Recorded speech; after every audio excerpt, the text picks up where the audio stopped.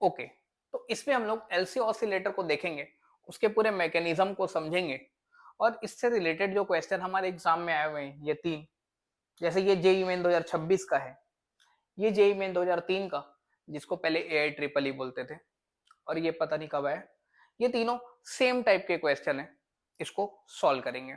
तो स्टार्टिंग में थोड़ा सा पहले कहानी सुनते हैं, समझते हैं क्या होता है। एलसी ऑसिलेटर, इसको ना टैंक सर्किट भी बोलते हैं। इसमें ना एक एल लेंगे और एक कैपेसिटर सी लेंगे और दोनों को जोड़ देंगे। पर ये जो कैपेसिटर है ना, इसके पास स्टार्टिंग में चार्ज होना चाहिए, मतलब चार्ज कैपेसिटर लेके आएंगे। ये जो इंडक्टर है ना, ये आइडियल होना चाहिए। आइडियल कहने का मतलब है कि जिस वायर से बना होगा ना, इसका रेजिस्टेंस हम लोग जीरो लेंगे। क्यों जीरो लेंगे? क्योंकि ये जब दोनों मिलकर एक सर्किट फॉर्म करेंगे, यहाँ चार्ज पूरा भरा हुआ है, तो चार्ज का फ्लो होना स्टार्ट होगा, और जब चार्ज का फ्लो होगा तो करंट फ्लो होगा। और अगर इसका रेजिस्टेंस बना लिया मैं और उसमें करंट आ रहा है, तो मतलब जूल्स लॉ ऑफ हीटिंग के नाम से इसमें हीट जनरेट होगा, और एक्चुअल में तो वो हीट के फॉर्म में एनर्जी का लॉस होगा। पर हम लोग चाहते हैं ना कि जो एलसी ऑसिलेटर है, इसमें एनर्जी का लॉस नहीं होना चाहिए, केवल एनर्जी का एक फॉर्म से दूसरे फॉर्म में ट्रांसफर होना चाहिए। पर अगर आर को लूंगा तो लॉस हो जाएगा, इसलिए इंडक्टर को आइडियल लेंगे और कैपेसिटर को चार्ज वाला लेकर आएंगे। ठीक है, तो इसके कहानी को देखो, अब समझते हैं क्या होगा। देखो, यहाँ पर एट टी बराबर जीरो स्टार्टिंग की बात है। ये कैपेसिटर है, इसके पास चार्ज है, देखो क्यू और माइनस क्यू, मतलब ये उसके पास स्टार्टिंग में चार्ज है, मतलब ये उसके पास मैक्सिमम चार्ज हो सकता है, उससे ज्यादा और कोई सोर्स नहीं है जो उसको चार्ज करे। ठीक है, तो ये स्टार्टिंग में उसके पास मैक्सिमम चार्ज रहेगा। इसके बीच में एरो बनाया है, ये एरो क्या है, दो प्लेट अगर चार्ज है तो उसके बीच में इलेक्ट्रिक फील्ड एग्जिस्ट करेगा। दो पैरेलल प्लेट के बीच में इलेक्ट्रिक फील्ड कितना होता है, सिग्मा बाई एप्सिलॉन नॉट। यहाँ काम करेंगे, इसलिए ये चार्ज बहुत ज्यादा है तो यहाँ इलेक्ट्रिक फील्ड भी बहुत ज्यादा बना दिए। अब ये सर्किट बिल्कुल क्लोज है, तो चार्ज का फ्लो होना स्टार्ट होगा। तो अब देखो, ये चार्ज जो कैपिटल क्यू था वो चेंज हो गया किसी टाइम, जैसे टाइम बढ़ा तो इसको स्मॉल क्यू, मतलब चार्ज की वैल्यू चेंज कर दिया, और एक्चुअल में ये चार्ज कम हो गया। ठीक है, तो यहाँ से करंट फ्लो होना स्टार्ट होगा। बिल्कुल, यहाँ से चार्ज धीरे धीरे जाएंगे तो यहाँ से करंट जाने लगेगा। तो ये करंट की वैल्यू हम लोग लिख सकते हैं क्या, देखते हैं चलो। करंट क्या होगा बताओ। ये चार्ज शुरू में बहुत ज्यादा है, फिर ये चार्ज धीरे धीरे कम होते जाएगा, मतलब जैसे जैसे टाइम बढ़ रहा है यहाँ पास रहने वाला जो चार्ज है वो कम होते जा रहा है, और चार्ज कम होगा तो धीरे धीरे करंट भी टाइम के हिसाब से चेंज होने लगेगा। ठीक है, तो बिल्कुल जो जैसे जैसे टाइम बढ़ रहा है यहाँ का चार्ज क्या हो रहा है, कम हो रहा है। तो जो करंट है उसको अगर मैं दिखाना चाहूँ तो मेरे को लिखना पड़ेगा minus D Q by D T. Minus sign क्या इंडिकेट कर रहा है कि टाइम के बढ़ने से चार्ज की वैल्यू कम होते जा रही है। ठीक है, अब एक और इंटरेस्टिंग बात गौर करते हैं। ये पूरे सर्किट पे ना केवल एल और सी है, इंडक्टर और कैपेसिटर है। अगर मैं उसके अंदर में केवीएल लिखना चाहूँ उस सर्किट में, तो जो सिग्मा वी होता है वो क्या होता है, जीरो होता है। टोटल वोल्टेज का सम क्या होता है, जीरो होता है।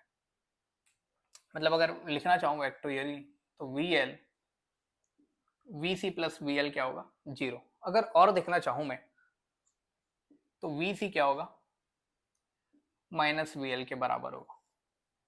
इस इक्वेशन का मतलब समझते हैं हम लोग। माइनस साइन अगर वेक्टर में है मतलब वो एंटी फेज को, मतलब अपोजिट डायरेक्शन को इंडिकेट करता है। और वैसे हम लोग को पता है कि ये सच में ऐसा होता भी है। सोचो, अगर प्योर एल या प्योर सी के बारे में बात की जाए, तो जो प्योर एल होता है ना वो तो लैगिंग होता है, 90 डिग्री लैग करता है। जैसे ये रेफरेंस लेके चलते हैं, ये एल है तो ये 90 डिग्री अगर लैग कर गया, तो जो सी है वो 90 डिग्री लीड कर जाएगा। तो दोनों के बीच का डिफरेंस कितना रहेगा, 180 डिग्री। ये 180 डिग्री का फेज डिफरेंस इंडक्टर और कैपेसिटर के बीच ही मेन कारण है एलसी ऑसिलेटर को रन कराने का। अगर ऐसा नहीं होता तो ये काम नहीं करते। ठीक है, तो मेन इसका कारण है इनके बीच का फेज डिफरेंस।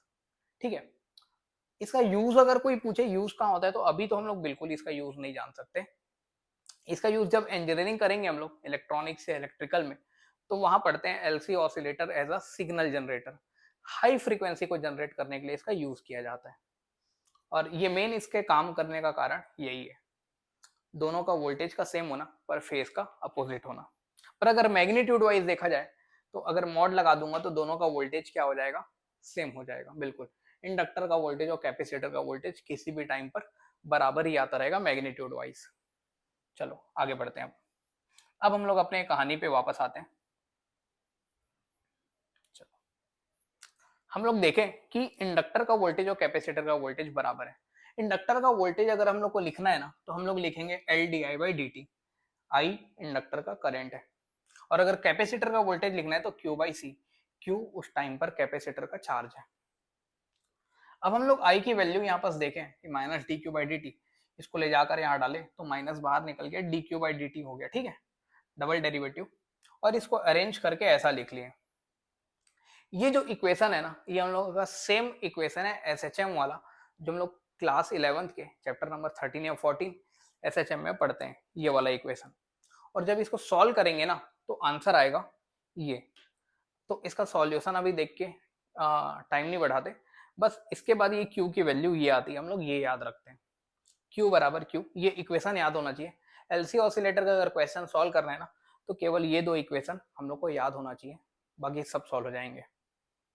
चलो, तो यहां से क्यू की वैल्यू ये आ गई 1/√LC t प्लस 5।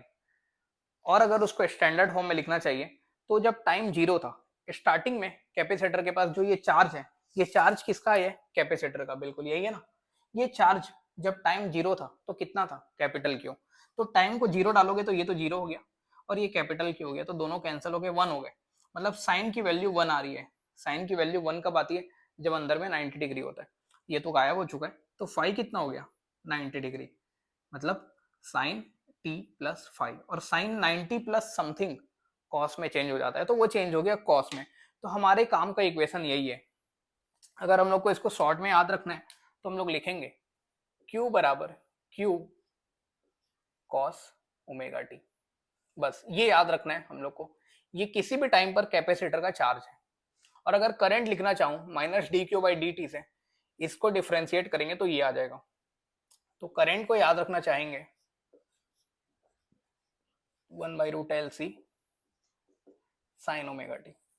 तो हमारे लिए ये जो दो इक्वेशन है यही काम का है, इससे सब क्वेश्चन हम लोग सॉल्व कर लेंगे कभी भी।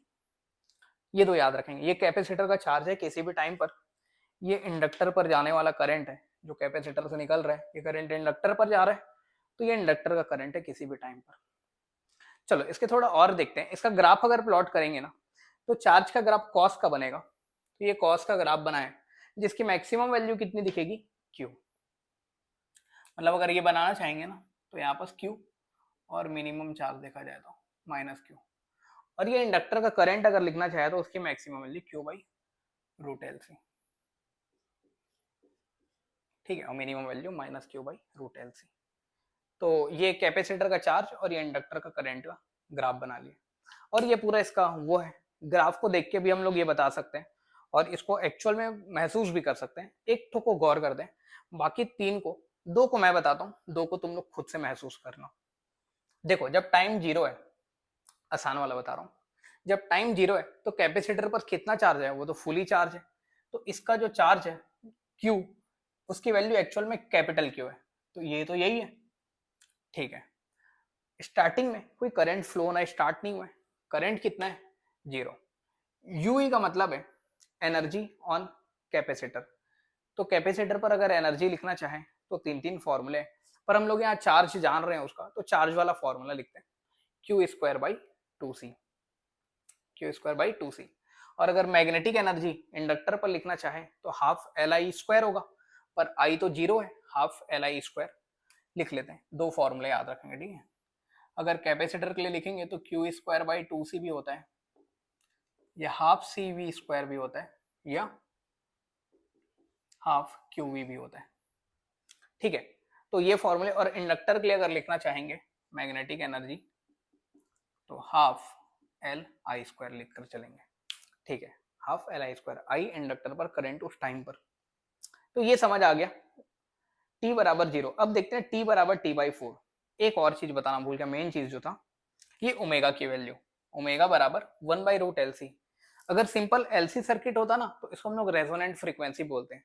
सिंपल LC सर्किट, या अगर RLC सर्किट भी हो, तो उसमें हम लोग रेजोनेंस अगर कराना चाहते हैं तो रेजोनेंट फ्रीक्वेंसी हम लोग जो बनाते हैं वो 1/√LC रेडियन पर सेकंड डालते हैं।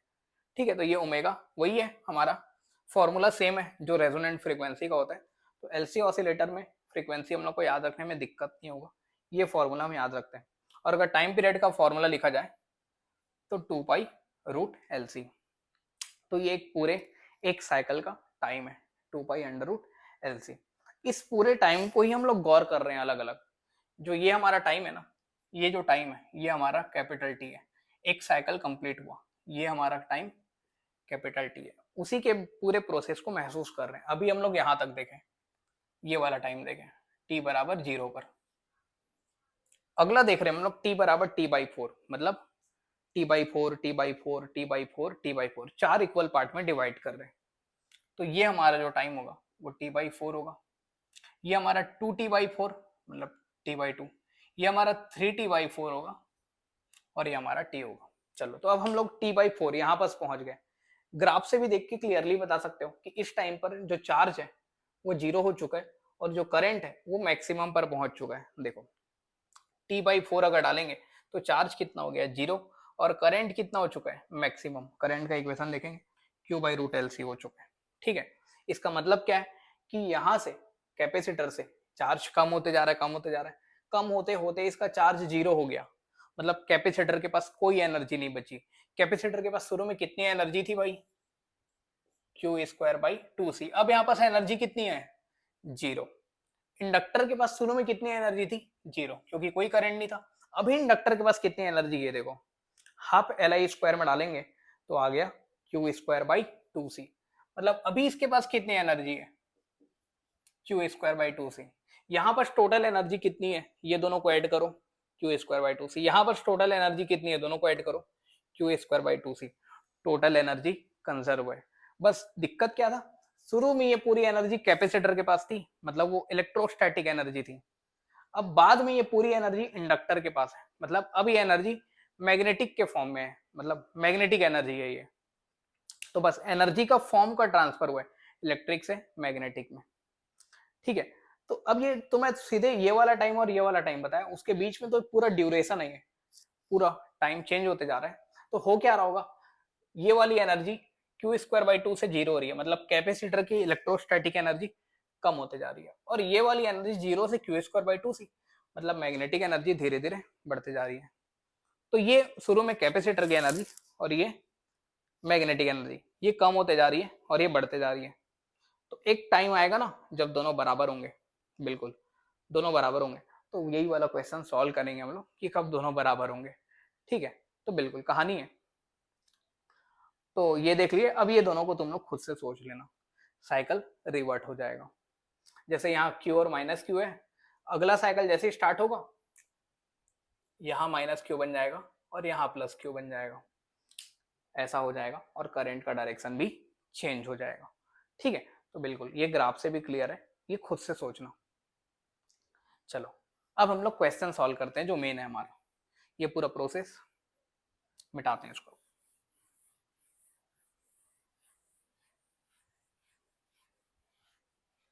तो अगर मैं बोलूं कि इसने में सबसे इंपॉर्टेंट क्या है, इस पूरे में सबसे इंपॉर्टेंट क्या है, तो बस हम लोग को दो ही चीज याद होना चाहिए, वो है ये दो फॉर्मूले, एक चार्ज का और एक करंट का, ये दोनों फॉर्मूले ही सबसे इंपॉर्टेंट है।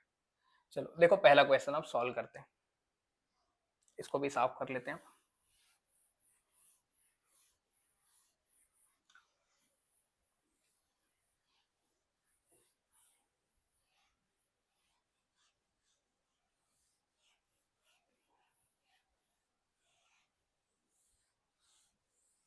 चलो, तो मैं बोला कि हम लोग को केवल दो फॉर्मूले याद होने चाहिए, मतलब अगर हम लोग को कैपेसिटर का चार्ज लिखना है, एलसी ऑसिलेटर कभी भी आएगा तो ऐसे एक फोटो बनाएंगे,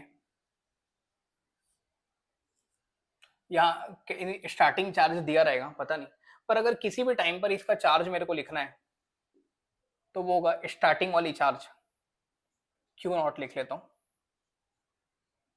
cos ओमेगा टी। और अगर इसमें मेरे को करंट लिखना है किसी भी टाइम पर तो Q बाई मतलब Q0 लिखा हूँ तो यहाँ भी Q लिख लेता हूँ √LC, और ये होता है साइन ओमेगा टी। तो ये दो फॉर्मूले हमारे काम के हैं। चलो क्वेश्चन देखते हैं। In an oscillating LC circuit the maximum charge on the capacitor is Q। Maximum charge हमेशा स्टार्टिंग में होगा, ठीक है, तो वो चार्ज कितना दिया है Q। The charge on the capacitor when the energy is stored equally between the electric and magnetic field. तो जब वो एनर्जी इक्वली स्टोर होगा, मतलब जितना इलेक्ट्रोस्टैटिक उतना ही मैग्नेटिक, तो उस समय कैपेसिटर पर कितना चार्ज होगा ये पूछ रहे हैं। हम लोग से ये भी पूछ सकता है, पहले इतना सॉल्व करते हैं फिर उसके बाद करंट को देखेंगे। हम लोग को क्या बोला, देखो ये स्टार्टिंग वाली बात है, ठीक है। ये स्टार्टिंग में इसके पास क्यू चार्ज है और यहाँ कोई करंट नहीं होगा, ये एल है ये सी है।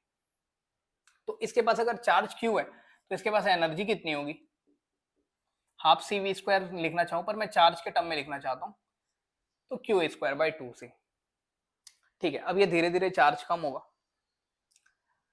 तो इसको हम लोग दो तरीके से सॉल्व करते हैं, एक तो डायरेक्ट तरीका होता है और एक एकदम स्टैंडर्ड तरीका। तो पहले स्टैंडर्ड तरीके से करते हैं। अब ये चार्ज धीरे धीरे कम होगा तो इसकी एनर्जी धीरे धीरे कम होगी और इसकी एनर्जी धीरे धीरे बढ़ते जाएगी और एक टाइम ऐसा आएगा जब दोनों इक्वल एनर्जी शेयर करेंगे। बोला है ना इक्वली, मतलब दोनों की एनर्जी क्या हो जाएगी, बराबर। इस लाइन का मतलब ये है कि जो एनर्जी हमारा इलेक्ट्रोस्टैटिक होगा वही हमारा मैग्नेटिक में भी होगा। इलेक्ट्रोस्टैटिक एनर्जी किसी भी टाइम पर अगर मेरे को लिखना है तो कितना लिखूंगा, क्यू स्क्वायर बाई 2c, और अगर मैग्नेटिक के फॉर्म में लिखना है तो क्या लिखूंगा, हाफ एल आई स्क्वायर। तो ये मेरे को गिवन है, दोनों को बराबर करना है, इक्वल शेयर करना है। क्यू का फॉर्मूला हम लोग को पता है क्या होता है, Q not cos omega T by 2c का होल स्क्वायर। स्टार्टिंग वाली चार्ज ये क्यू नॉट इनिशियल चार्ज होता है, यहाँ हम लोग को कैपिटल क्यू दी है मैक्सिमम चार्ज, तो यहाँ हम लोग मैक्सिमम कैपिटल क्यू लिख लेते हैं। हाफ एल आई, किसी भी टाइम पर करंट का फॉर्मूला क्या होता है हमारा, Q by root L C sine omega T का होल स्क्वायर। चलो तो सॉल्व करते हैं। तो क्यू स्क्वायर दोनों से कैंसिल हो गया, ये 2 से ये 2 कैंसिल हो गया, तो यहाँ क्या बचा, कॉस स्क्वायर ओमेगा टी, ये सी को ऊपर भेज दिया तो एल सी, और ये रूट का स्क्वायर भी क्या हो गया एल सी, और यहाँ बचा sine square omega T, cancel हो गए। तो कॉस स्क्वायर बराबर साइन स्क्वायर, मतलब टेन स्क्वायर बराबर 1, मतलब ओमेगा टी की वैल्यू कितनी आ गई 45 डिग्री, मतलब जिसको हम लोग पाई बाई 4 लिखते हैं। ऐसा और भी होगा, 10 की वैल्यू 1 केवल पाई बाई 4 पर नहीं, आगे चल के 135 पर भी होगी, -1 होगा पर, ठीक है, मतलब ऐसा रिपीट होते जाएगा, ट्रिग्नोमेट्री में वैल्यूज रिपीट होंगे, ठीक है। तो ओमेगा टी बराबर पाई बाई 4 आ गया हमारा। तो अगर हम लोग को टाइम निकालने बोलता तो टाइम कितना जाता हमारा, यहाँ से ओमेगा डिवाइड हो जाता पाई बाई 4 ओमेगा, और ओमेगा की वैल्यू कितनी होती है 1 बाई रूट एल सी। तो ये वो टाइम है जिसमें दोनों के पास इक्वल एनर्जी होंगे। तो शायद हम लोग को सेकंड क्वेश्चन में पूछा है the time eight which the energy stored equally between the electric and magnetic field. तो जो दूसरा क्वेश्चन है उसमें यही वाला टाइम पूछा था, तो इसका आंसर सीधे हम लोग डी लगा लेंगे। उसमें टाइम पूछा था, हम लोग अभी चार्ज निकालने जा रहे हैं, ठीक है।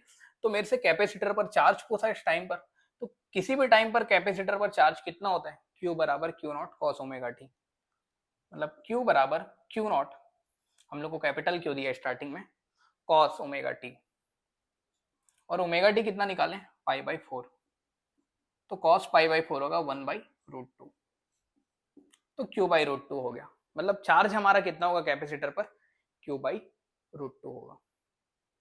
करंट भी पूछ सकता था कि करंट कितना होगा इस टाइम पर, तो करंट अगर बताना रहता तो कैसे बताते, आई बराबर Q by root L C sine omega T, और ओमेगा टी कितना निकाले पाई बाई 4, मतलब Q by under root 2 L C आ जाता, ठीक है। तो करंट भी बता सकते हैं, करंट भी पूछ सकता है वो, ठीक है। ये तो हो गया कि एकदम स्टैंडर्ड तरीका जिससे हम लोग सॉल्व किए।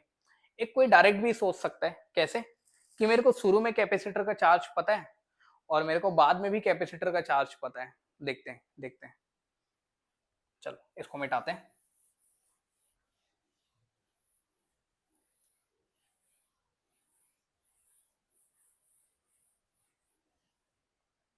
तो कोई ऐसे भी तो सोच सकता है कि स्टार्टिंग में हमारे पास एनर्जी कितनी है, मैं सॉरी चार्ज बोल रहा था अभी ना, मेरे को स्टार्टिंग में एनर्जी बोलना था, एनर्जी।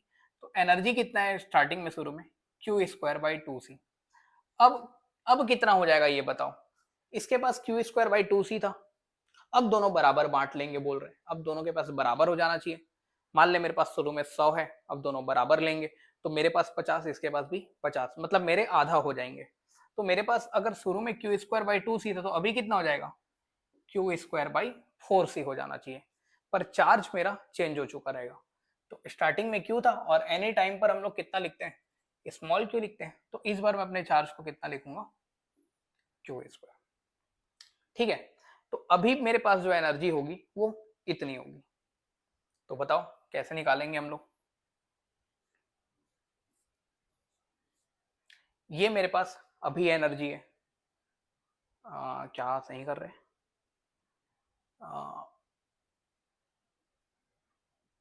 सॉरी सॉरी, एक गलती हुआ। अभी मेरे पास चार्ज अगर स्मॉल क्यू है तो अब देखो, स्टार्टिंग से करते हैं एक बार। देखो थोड़ी सी गलती हो गई। गलती ये हुई कि मेरे पास शुरू में क्यू चार्ज है तो मेरे पास स्टार्टिंग में एनर्जी कितनी होगी, आई लिखते हैं, क्यू स्क्वायर बाई 2c। धीरे धीरे मेरा चार्ज चेंज होते जाएगा। तो किसी टाइम पर मेरे पास क्यू चार्ज हो गया तो मेरे पास एनर्जी कितनी रहेगी, उस टाइम पर कितनी रहेगी, क्यू स्क्वायर बाई 2c। पर ये जो एनर्जी है ना, ये मेरे पास जो एनर्जी है वो कितनी हो गई, आधा आधा शेयर कर लिया। मेरे पास शुरू में 100 था, अब दोनों बराबर शेयर किए तो मेरे पास भी 50, इसके पास भी 50। तो अभी जो मेरे पास है वो शुरू की आधी हो चुकी है। अभी ये जो मेरे पास एनर्जी है कितनी है, अभी मेरे पास energy Q square by 2c।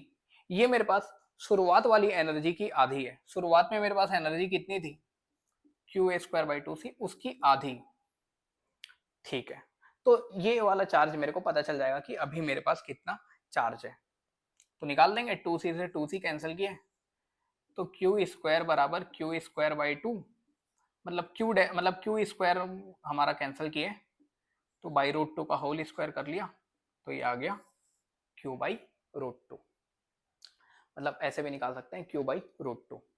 ठीक है, तो ये एक डायरेक्ट तरीका होता है। अभी अभी मेरे पास कितना चार्ज है उसके हिसाब से अभी की एनर्जी लिख लूंगा। शुरू में मेरे पास जो स्टार्टिंग की चार्ज थी उसके हिसाब से शुरुआत की एनर्जी, और जो बोला है वो कर दूंगा। जैसे तीसरे क्वेश्चन को पढ़ते हैं, क्या लिखा है पढ़ो,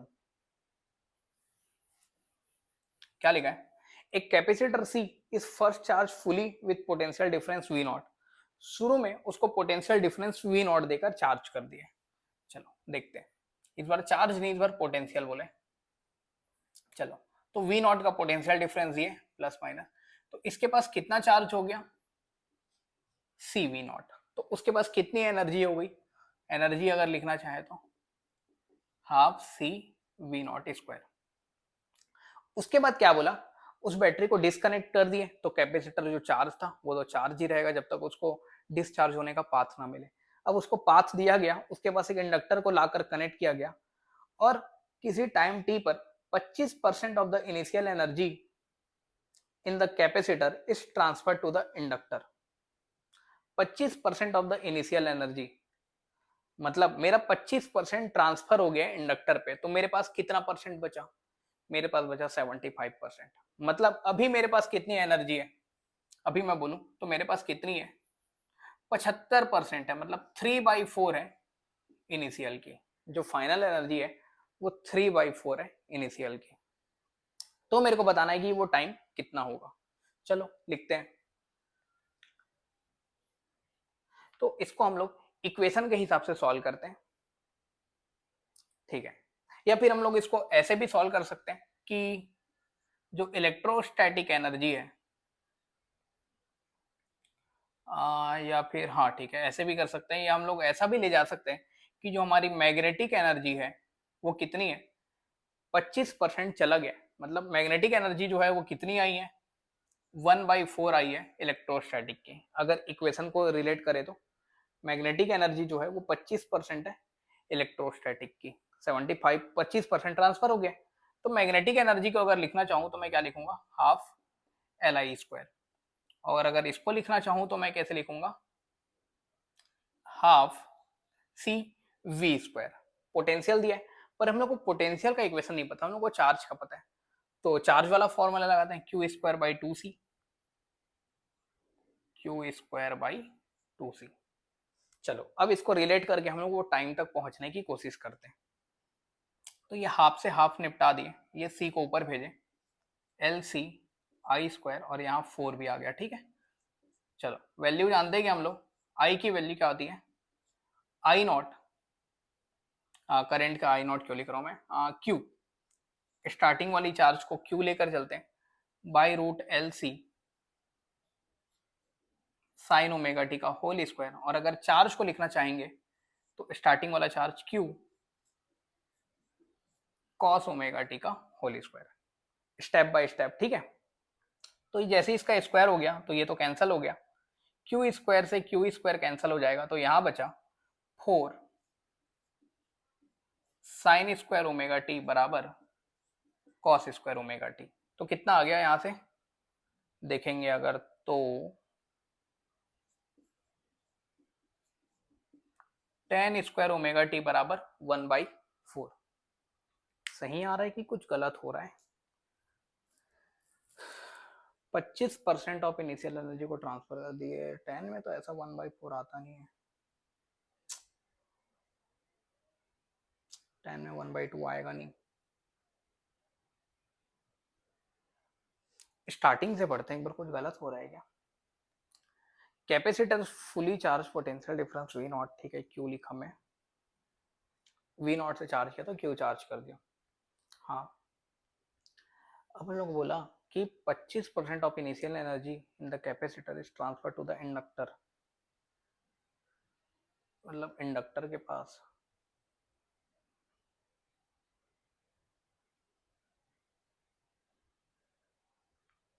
अगर दूसरे तरीके से सोचा जाए तो क्या गलती हो रहा है, इसको देखते हैं। अगर मैं लिखना चाहूँ फाइनल एनर्जी 3/4, अगर ऐसा लिखना चाहूँ तो किसी भी टाइम पर अगर एनर्जी मैं लिखना चाहूँ कैपेसिटर की, तो वो होगा Q²/2C, और यहाँ लिखूंगा कैपिटल Q²/2C। 2C और 2C को अगर काट दूंगा मैं, तो उस टाइम पर मेरे को चार्ज पता चल गया, तो उस टाइम पर मेरे को चार्ज पता चला कि इतना होगा। और ये चार्ज का इक्वेशन अगर मैं लिखूं तो Q cos ओमेगा टी, तो Q से Q काटा तो यहाँ से ओमेगा टी कितना आता दिख रहा है हम लोग को, √3/2 आता है 30 डिग्री, π/6। तो यहाँ से टाइम कितना आ गया, π/6 ओमेगा, ओमेगा मतलब √LC। तो ये वो टाइम होगा जिसमें ऐसा होगा। इसमें क्या गलती हो रहा था,